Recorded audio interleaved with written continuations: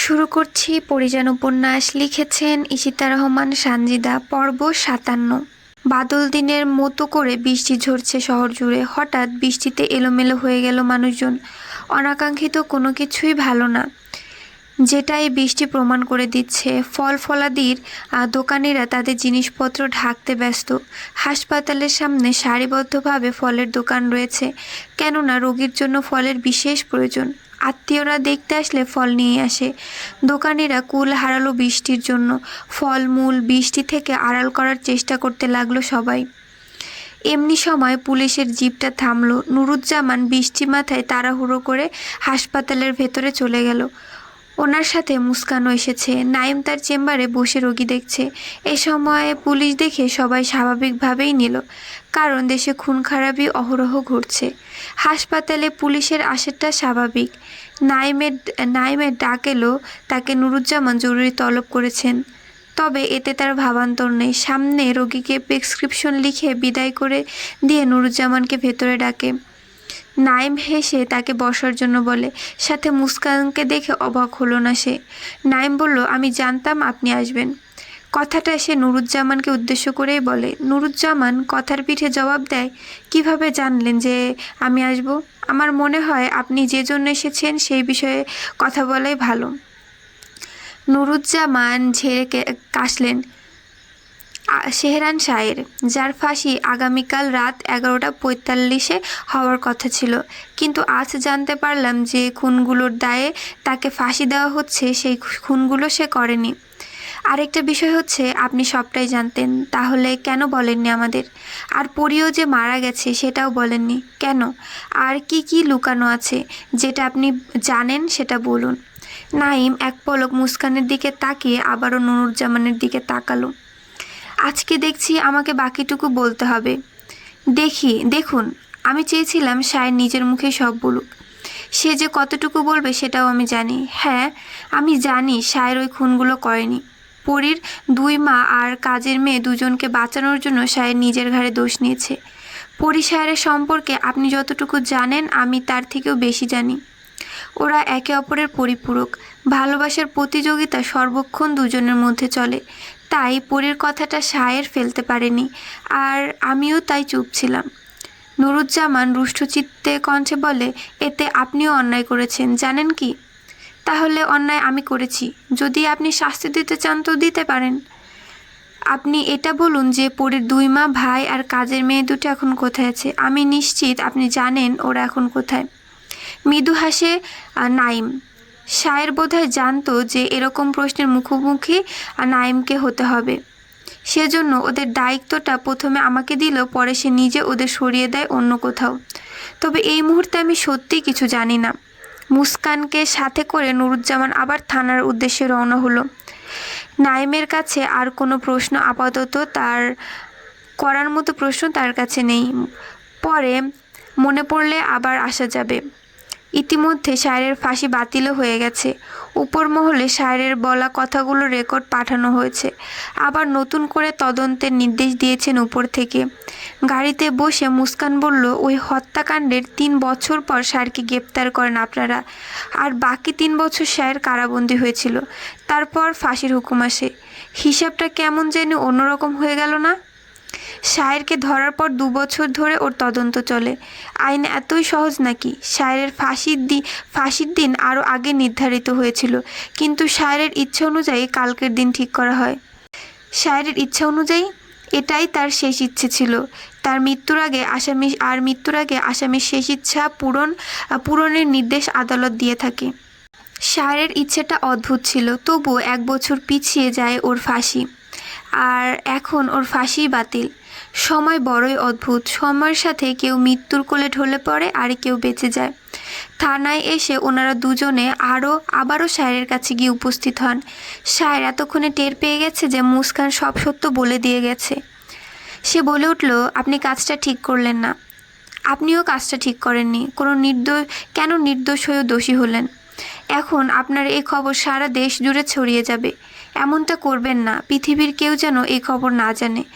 সায়েরের কথা বিস্মিত হলো মুস্কান। আপনি এখনও এসব বলছেন? আত্মত্যাগ করা যায়, কিন্তু আপনার মতো আত্মত্যাগ কজন করে? সেটাই এবার বিশ্ব জানবে। বিশ্ব আমার আত্মত্যাগ দেখবে না, তারা দেখবে বিশ্বাসঘাতকতা। আপনি এই খবরের কাগজে ছাপালে সবাই জেনে যাবে পরিজনের বাবা কাকার হিংস্রতার কথা। মেয়েরা তাদের বাবাকে বিশ্বাস করতে পারবে না, কাকা ভাইকেও অবিশ্বাস করবে, আশেপাশের কাউকেই ভরসা করতে পারবে না। তাহলে এসব গোপন থাকাই শ্রেয়। দোষীরা তো শাস্তি পেয়েছেই। মুস্কান ভেবে দেখল সায়ের কথাগুলো চিরন্তন সত্য। এই সমাজে প্রতিষ্ঠিত হতে অনেক কাঠখড় পোড়াতে হয়, কিন্তু বদনাম হতে এক মুহূর্তও সময় লাগে না। এখন সবাই যদি জানে আফতাব পিতা হয়েও তার কন্যাদের হত্যা করেছে, তাহলে কোনো মেয়েই তার বাবাকে চোখ বন্ধ করে বিশ্বাস করবে না। সব বাবা তো আফতাবের মতো হয় না। কিছু বাবা মেয়েকে রাজকন্যা করে রাখে। সায়ের কথায় ফের মুগ্ধ হলো মুস্কান। নুরুজ্জামান এবার সায়েরকে প্রশ্ন করল, তোমার শাশুড়ি এখন কোথায় আছে? কোথায় রেখে এসেছো তাদের? আমি জানি না তারা এখন কোথায় আছে, জানলেও বলতাম না। তুমি তো ওদের সরিয়ে নিয়েছিলে। এখন সত্য বলো, 3 বছর ধরে আমি জেলে বন্দি, আমি কিভাবে জানবো তারা কোথায় আছে? আমি তাদের সিলেটের গাড়িতে তুলে দিয়েছিলাম, কিন্তু বর্তমানে তারা কোথায় আছেন তা জানা নেই আমার। আর আপনারা ওনাদের সারা পৃথিবী ওলটপালট করে খুঁজলেও পাবেন না। নুরুজ্জামানের রাগ হলো সায়েরের উপর। তিনি রাগে গজগজ করে চলে গেলেন। ওনার কাছে কোনো ছবি নেই যা দিয়ে বিজ্ঞাপন দিবেন, কারণ 3 বছর আগে সায়েরের শাশুড়ি সায়েরের নামে কেস লিখিয়ে উধাও হয়ে গেছেন। সায়েরকে ধরতেই 3 বছর লেগে গেছে।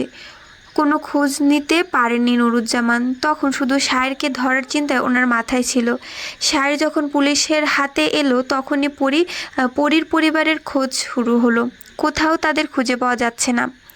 নুরুজ্জামান ভেবেছিল সায়ের বুঝি সাক্ষীর অভাবে ছাড়া পেয়ে যাবে, কিন্তু শেষমেশ সায়ের নিজের মুখে তার দোষ স্বীকার করে নেয়। কিন্তু এখন এই কেসের মোড় ঘুরে যায়। অতি শীঘ্রই সায়ের ছাড়াও পেয়ে যাবে। সায়েরের মুখ থেকে আশানুরূপ আর কোনো উত্তর পাওয়া গেল না। আর না গেল নাইমের থেকে। নুরুজ্জামানের সন্দেহ সায়েরের উপর থেকে রয়েই গেল। সে সায়েরকে ছাড়ল না। যতক্ষণ না পর্যন্ত প্রত্যক্ষ আসামি ধরা পড়বে, ততক্ষণ পর্যন্ত সায়েরকে কারাবন্দী থাকতে হবে। কিন্তু মাস 2 যেতে না যেতে উপরমহল থেকে চাপ দিচ্ছে সায়েরকে মুক্তি দেওয়ার। কেননা বিনা দোষে সায়ের 3 বছর জেলে থাকছে, আর এখন তাকে আটকে রাখার কোনো মানেই হয় না। বাধ্য হয়ে সায়েরকে মুক্তি দেওয়া হলো। ছাড়া পেয়ে সায়ের সর্বপ্রথম নাইমের বাসায় গেল। নাইম ও তার অপেক্ষাতেই ছিল। শোভনকে কোলে নিয়ে বসে আছে মুস্কান। এই ছোট্ট ছেলেটাকে আদর দিয়ে বড় করেছে সে। মা না হয়েও মায়ের আদর স্নেহ দিয়েছে। আজ সে কীভাবে শোভনকে সায়েরের কাছে দিয়ে দেবে? বুক ভেঙে কান্না আসছে ওর, চোখ থেকে পানি গড়িয়ে পড়ছে। শোভন অনেকবার জিজ্ঞেস করছে মুস্কান কাঁদছে কেন। কোনো উত্তর দিতে পারেনি সে। শুধু অশ্রুশক্ত নয়নে শোভনের দিকে তাকিয়ে রইল। দরজা খুলে সায়েরকে ভেতরে আনলো নাইম। সায়েরকে দেখেই কেঁপে উঠল মুস্কান। 2 হাতে আঁকড়ে ধরল শোভনকে। অচেনা মানুষের আগমন ঘটতে শোভন প্রশ্ন করে বসে, ইনি কে আম্মু? সবার দৃষ্টি ঠেকলো শোভনের মুখপানে। নাইম কোনো ভনিতা না করেই জবাব দিল, তোমার আব্বু। ছোট্ট শোভন অবাক চোখে দেখল সায়েরকে। শুভ্র পাঞ্জাবিতে আবৃত পুরুষটির মুখ ভর্তি দাড়ি, চুলগুলো এলোমেলো, কিন্তু চোখের দিকে তাকাতেই স্থির হলো শোভনের দৃষ্টি। হিসেব মিলাতে পারছে না শোভন। মুস্কানের কোল থেকে নেমে সে নাইমের হাত ধরে বলে, আমার আব্বু তো তুমি, তাহলে এই লোকটা আমার আব্বু হলো কিভাবে? নাইম হাঁটু গেড়ে শোভনের সামনে বসে পড়ে। 2 হাতে শোভনের গাল দুটো ধরে বলে, দেখো বাবাই, আমরা সব সময় চোখে যা দেখি আর কানে যা শুনি তা সত্য হয় না। সেরকমই তুমি এতদিন যাদের বাবা মা বলে জেনে এসেছো, তারা তোমার বাবা মা নয়। তোমার বাবা ওই যে লোকটা দাঁড়িয়ে আছে, উনি। আর আজ ওনার সাথে তুমি চলে যাবে। একদম মন খারাপ করবে না। শোভন কি বুঝলো তা জানে না নাইম।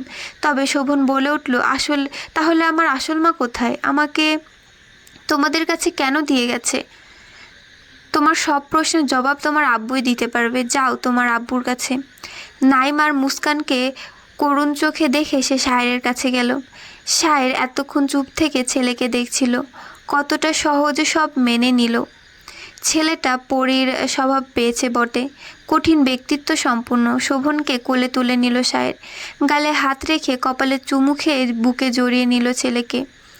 বাবার গলা ধরে কাঁধে মাথা রাখলো শোভন। বাবা বাবা গন্ধ পাচ্ছে, তাই শক্ত করে বাবার গলা ধরে রেখেছে সে। শায়ের চলে যাওয়ার আগে নাইম মুস্কানকে উদ্দেশ্য করে বলে, আমি জেল থেকে ছাড়া পেতে চাইনি, কিন্তু যখন পেয়ে গেছি তখন আমি আমার ছেলেকে নিয়ে আলাদা দুনিয়ায় চলে যাব। আপনাদের ধন্যবাদ এতদিন আমার সম্পদকে আগলে রাখার জন্য। আপনাদের এই ঋণ আমি কোনো দিন পরিশোধ করতে পারবো না। শায়ের চলে যেতে নাইম বসে পড়ল মেঝেতে।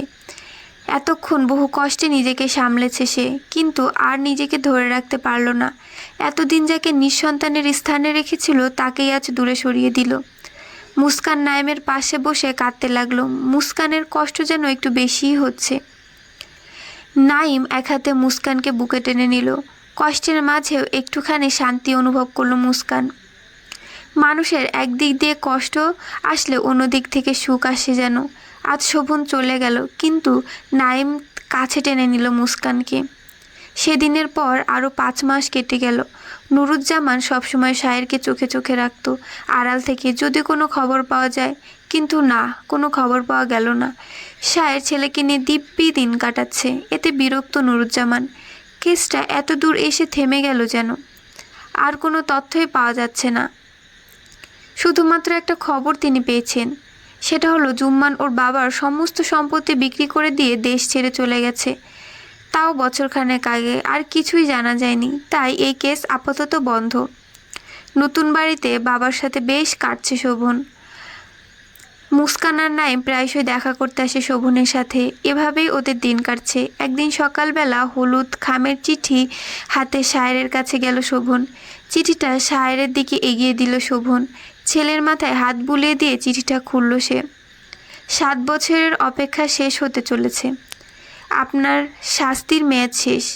বাগানে অসংখ্য ফুল ফুটে আছে, কিন্তু মালির অভাবে তা খুব তাড়াতাড়ি ঝরে পড়তে চলেছে। ভ্রমরগুলোও অভিমান করে ফিরে যাচ্ছে। সৌন্দর্য শূন্য হতে চলেছে মন বাগানের। শূন্যতা খুবই দীর্ঘ, শীঘ্রই পূর্ণতা পেতে চাইছে। এ দূরত্ব কি ঘুচবে না? চিঠিটা পড়ে মৃদু হাসে শায়ের। বাবার হাসি দেখে শোভন জিজ্ঞেস করে, কার চিঠি ছিল আব্বু?